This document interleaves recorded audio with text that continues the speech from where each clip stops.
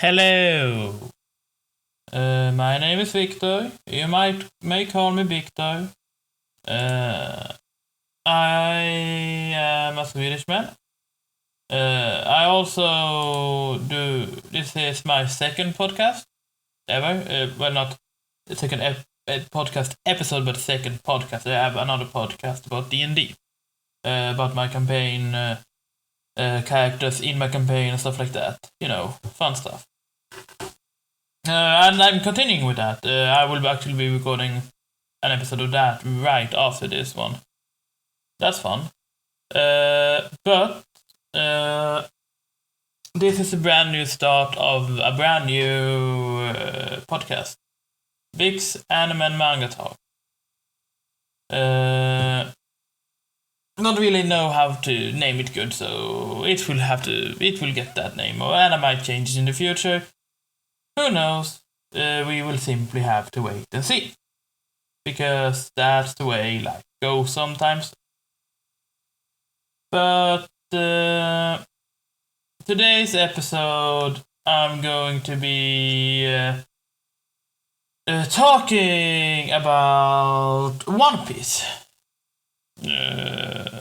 Specifically, my top 10 favorite characters in One Piece. And remember, this is just my personal opinion. It does not mean I'm correct or incorrect. It just means this is what I personally like. These are the characters I personally really enjoy. And you are free to think otherwise. Please, please feel free to tell me your top 10 favorite One Piece characters in the comments. I will read all the comments that I get. I promise. Now I might not respond because I'm very bad at responding. I always be like, oh, what should I say? What should I do? Oh no. You know how it is. Yeah. But I will be doing a countdown down. Technically 10 to 2, 10 to 3, 4, kinda shifts around a lot. But number 1 is always number 1. Number 1 is number 1 by a large margin. Number 1 on this list is my favorite anime character, period. So that would be fun. I might do one of those lists in the future too. But the current plan is I will do this, and then I will do a top 10 least favorite characters in One Piece. And then I might go on to other series, or I might do just one top 10 anime characters. I'm thinking I should go to series before the top 10, because that will reveal a couple of the animes I'm planning on talking about. And then, of course, I'm going to be talking about arcs, like my favorite arc, that kind of stuff. And I will also be using this as a platform to talk about the latest chapters, that kind of deal, when they come out. But I will have to wait a bit until I'm, finished with all the other things that I planned for. I might do a random episode if a chapter drops that, like, if a chapter drops in the future. But, yeah. There shouldn't be too much chapter talk. Might be arc talk. By the way, just in case, I don't expect him to watch this, but Kyle, if you are here, I will advise you to leave, because I'm going to be talking about spoiler stuff. By the way, if you haven't watched One Piece, this is not the video to watch, podcast to listen to. Because I will be talking spoiler things. I will try to remember to do a spoiler warning at the beginning of each one. But yeah, if you don't want to be spoiled about characters, then then this is your warning. So, number 10. Borsellino, more commonly known, Kizaru. One of the 3 admirals, the only admiral pre-time skip that is still an admiral, ordinary admiral after time skip. And he has my favorite admiral introduction. When he, standing there talking into the snail phone. Talking slowly. And a bit of a lazy dwaddle. As he gets shot through the head 2 times. And then he just moves at the speed of light, because that's who he is. He's a light man. And boy, do I like him. I love his attitude.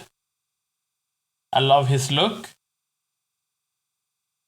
And I love that Oda did the thing where he gave the really fast character the lazy attitude.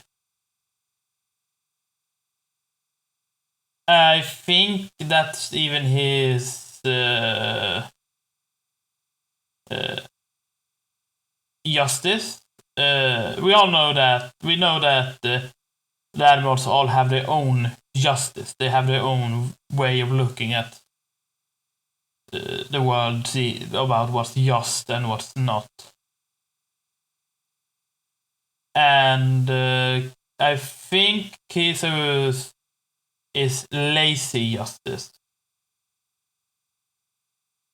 I'm not 100% certain on that. I mean, but that's what I remember.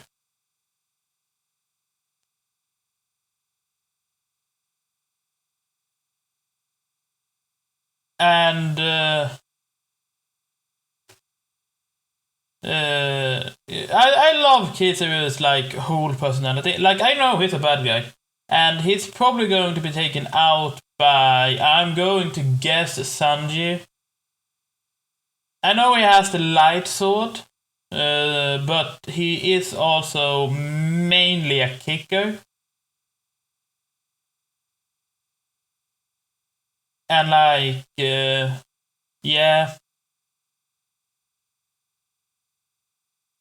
He's also, as all admirals, freakishly tall. 302 centimeters, 9'11" feet. But I really like him. He's a fun character. He has a good personality, and yeah.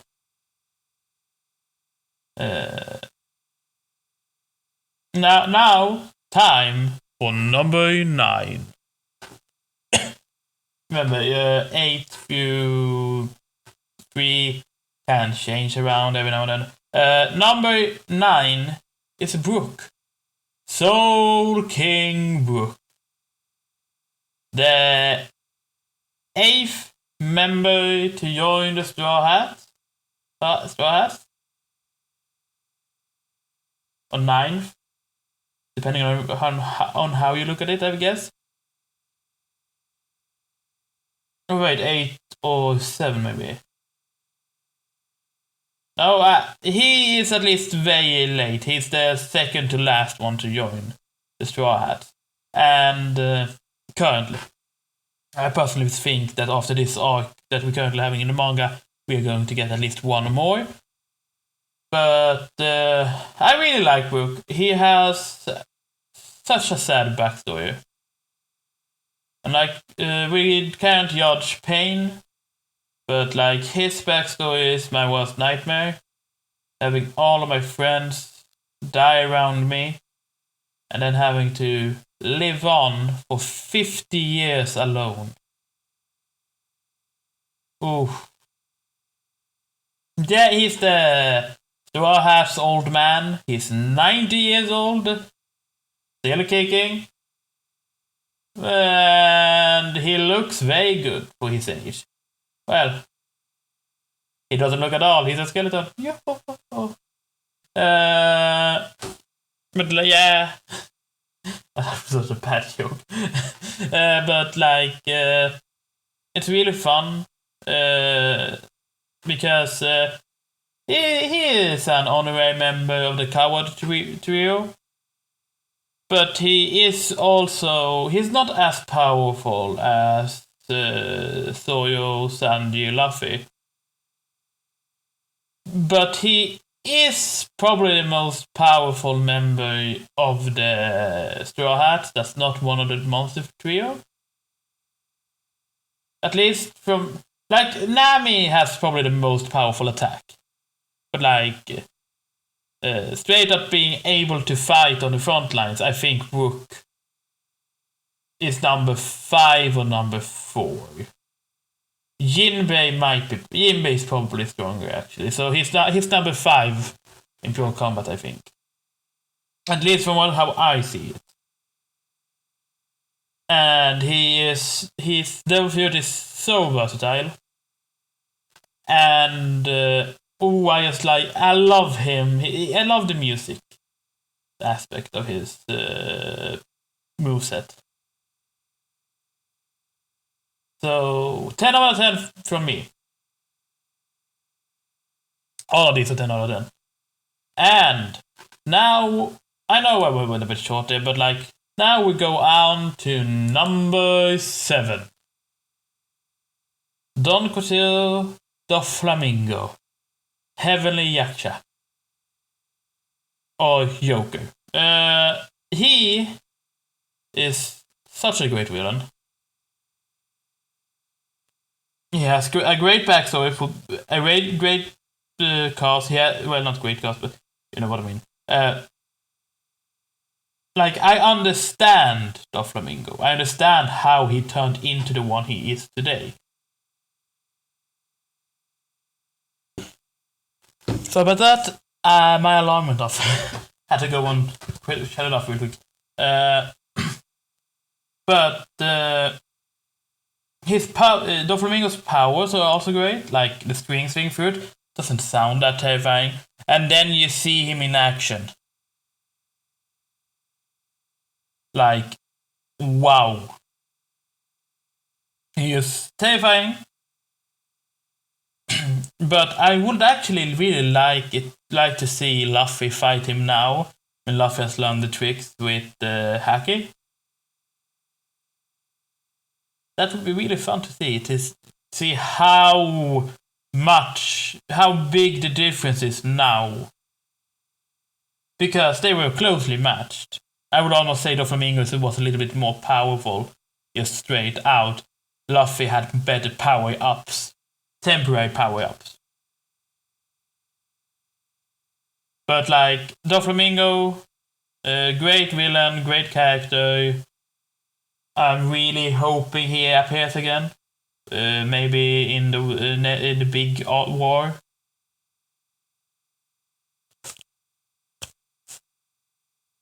And really enjoyed him. Again, that was pretty short, I know.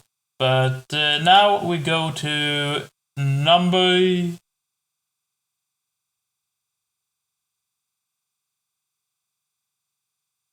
7. Rebecca. Oh, I love Rebecca.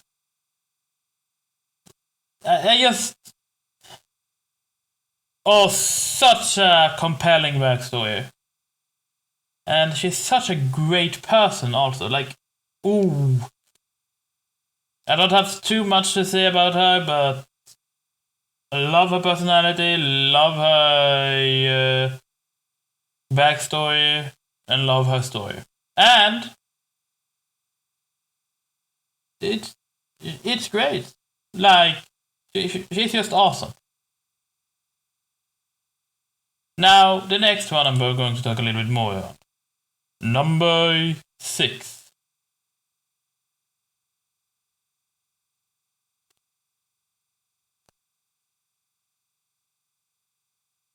Yeah. Monkey D. Garp. Now, don't get me wrong, he's not the best grandfather. I don't doubt for a minute that he loves Luffy. I don't doubt for a minute that he loved Ace.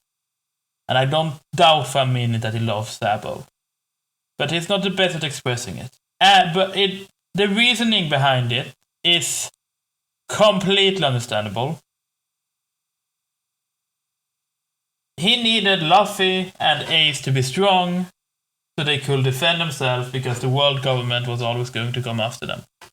They needed to either, in the ideal world for him, be strong enough to be accepted as Marines, so they would be on the world government side, so the world government wouldn't have a reason to go out to kill them. Because that's the thing.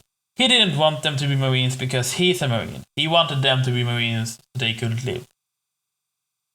The Marine for the arc, that was the Marine for the war. It was everything he tried to prevent when doing whatever he could to raise them. And people blame him for choosing his work before his family. But he is Luffy's grandfather. Can we really say that he's bad when the whole story is that Luffy is choosing to become the king of the pirates instead of a Marine as his grandfather wanted? Yeah, it's a bit different. I understand that. But also, you have to understand that Garp is, 78 years old? He has probably been a Marine for 60 years, give or take. No, wait, that would have... That's 60 years. Probably more. 62, 63. He's the hero of the Marines. And yes, the world government is bad, but the Marines are not all bad. The Marines work for justice, real justice. And most of the Marines are Marines so they can defend against the evil pirates. Because most pirates are not like Luffy. Most pirates are like Kid. And if you remember Kid, the only reason Kid had a higher bounty than Luffy, even though Luffy had broken into Ennis lobby, he had defeated 2 warlords, he had defeated CP9.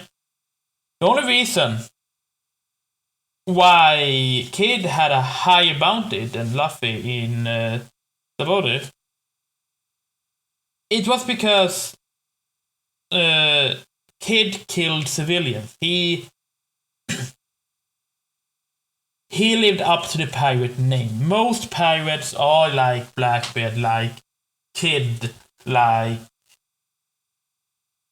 bandits.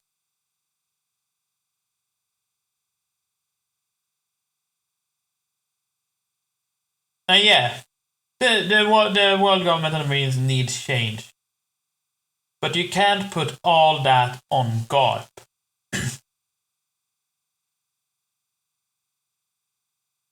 He's from an area where pirates were even worse.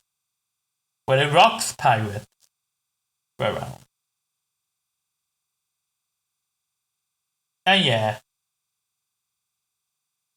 there are more pirates now, but most pirates are pirates because they want to be king of the pirates. They want to find the One Piece. They want to be the very best.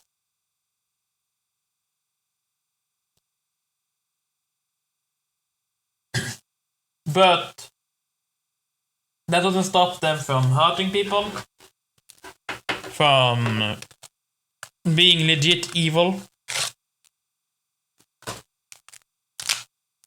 And yeah, world government is also evil. But in the end, the world government is currently hurting less people than if the pirates got to Rome free. I think at the end of the story, the world government will be no more. Or rather, the world government will actually be a functioning government.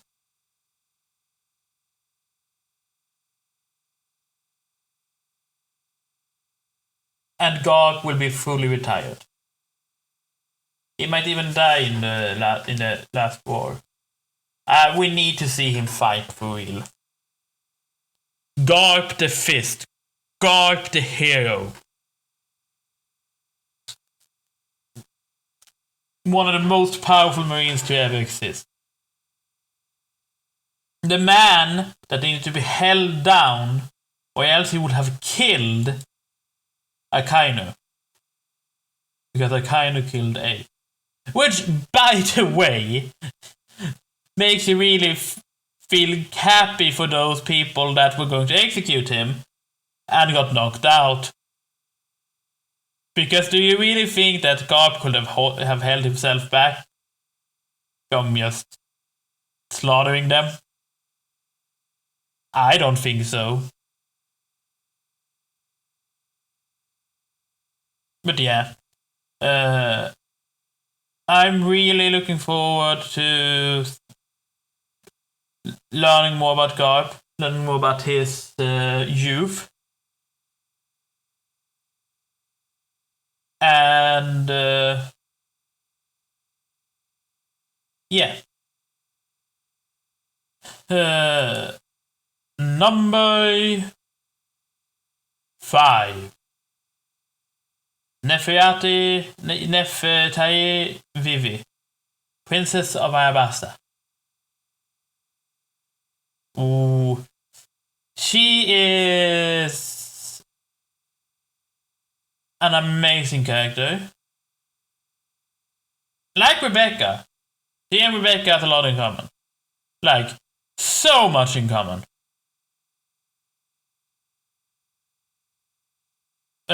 She's one of my... She's my favorite... Like, not... Straw Hat. Like, she's not part of the Straw Hats, but she is part of the Straw Hats. You understand? Yeah. She's my favorite one of those. And clearly she ranks above a good number of the actual Straw Hats. But I don't have too much to say about her, actually. But I love her personality. I love that she and Rebecca differ in one thing. And that is that Rebecca does not want to hurt people. Vivi, she knows that she sometimes has to hurt people. She doesn't want to. Rebecca doesn't hurt people. Vivi hurts people. And I love that Rebecca doesn't hurt people. I really do. I love that she's managing to hold on to her ideals. But I really like Vivi's fighting style. Rebecca has a fighting style. It's great too. But it's not swinging JoJo's around that cut people. Like I forgot what they're called, but like, I like the weapons. I like her weapons. They are good. And she's good, and I also like that she has a bird that's smart, that has other birds. That's also smart. Peacock Slasher, I believe her weapons are called. Like, I don't have too much more to say about her, but it's great. She's great. Next, on to the next character. Number 4. Nico Robin. Devil Child. Light of the Revolution. And Miss All Thunder. She has been great in all. First of all, she's a very beautiful lady. She's a very, very beautiful lady. Well, Vivi is also a very beautiful lady, and Rebecca is a child.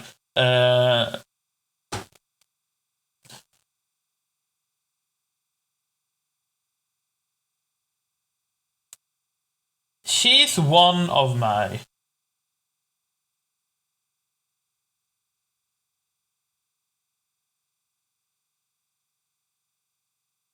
all-time favorites.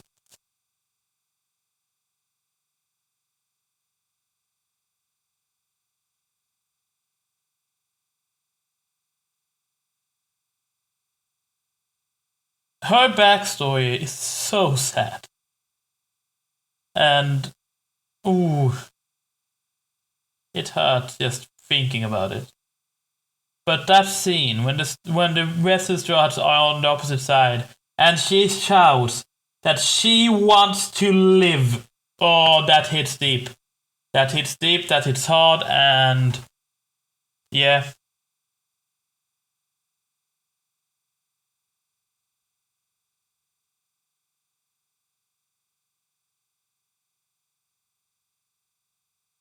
Yeah. Her Devil Fruit is amazing. I really enjoy the way it has grown. What she did last time was amazing. Like what she did, the Devil Mode, whatever it's called. Really, really interested in learning more. But yeah. And now, on to the top 3. Number 3. Roronoa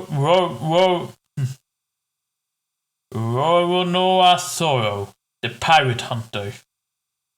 Technically, the unofficial vice captain, unofficial first mate, and official swordsman of the Straw Hat Pirates. He has such a great personality. I love his loyalty. And I love his fighting style. And I'm really looking forward to learning more about who he is. And who he will be. His dream is to become the greatest swordsman in the world. And he's almost there, I think. Well, almost there. Yeah, he is close. It's getting closer together. Getting closer together. But that's all I have to really say about him. He has a rough exterior, a soft interior. Well, also rough interior, but he has a very small part in there that's very soft for his crewmates, and I love that. And number 2. Now, this might surprise people, but this is Monkey D. Luffy. He is one of the greatest protagonists that I know. I love him. He has a really fun and interesting fighting style. I'm looking forward to seeing if he will awaken his Devil Fruit. Because I want to see what happens when he awakens it. I want to learn more because it would be fun. And I'm really interested to seeing how his story ends. Because I believe he will be the Pirate King, but how will he get there? Will it be the end of the journey that he gets there? Or will he become the Pirate King and then have to defend his title? Will he have to fight Shanks, or will they just have a friend? Will he get to keep the Straw Hat? What will his bounty be after defeating Kaido?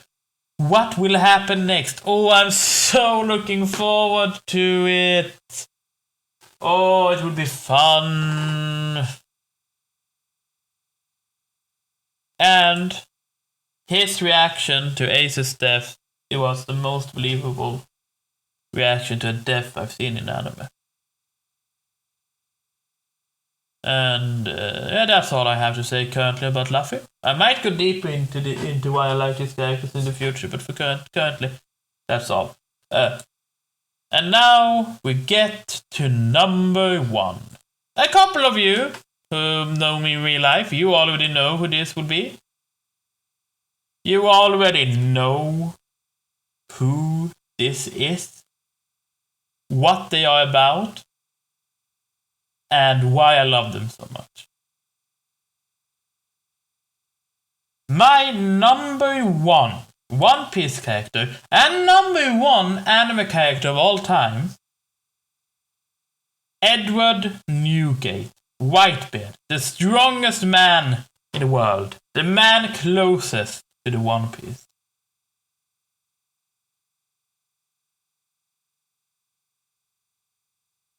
He's the character that I just feel same about, because I have the same dream as him. And he achieved his dream. He is such a great character. He gets stabbed by someone he sees as a child, and he forgives them. They call him a coward. He jumps straight into battle to defend his zone. He opens up ways so his children can flee if they want to.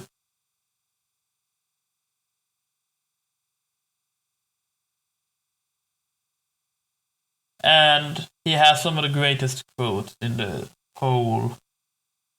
Like 1v1. He would have if they had managed to save Ace earlier, before he got the stab, he would probably have won there. But he got the stab, he was sick, he was old.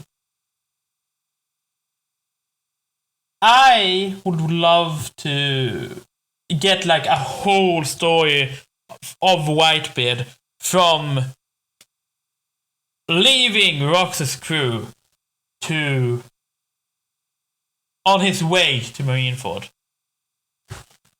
I would love a manga just for that, like 50, 60, 70 volumes of just Whitebeard's journey. Because he was 72 years old. He was the strongest man in the world. He had the power to destroy the world.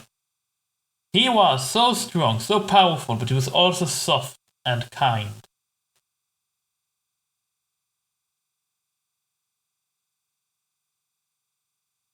And he went out the only real way he could have gone out. He couldn't go out by sickness. He needed to go out in a war. And this was the second biggest war this world will ever see. It's currently the biggest. Well, except probably what happened during the Void Century, but we don't count that. But the next war will be fought without him. But his power will be there in Blackbeard's hands, and Luffy will have to win.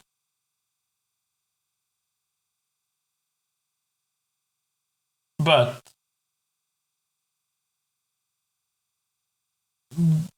Whitebeard is such a great character. His longing for family, his softness with his sons, his kindness to his allies, and I would have just loved to see him and Luffy interact more. But yeah, that has been my top 10 favorite characters of One Piece. Please, tell me what yours are, and I will read the comment.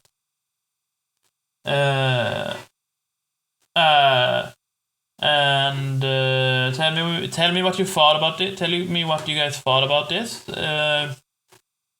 I will try to do more in the future, but my recording and upload schedule is non-existent.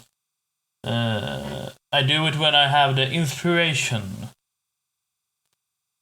but not otherwise. So yeah. But please like and comment, subscribe or follow, whatever it's called. If you like this, I will try to do more. Have a good day and a good life overall.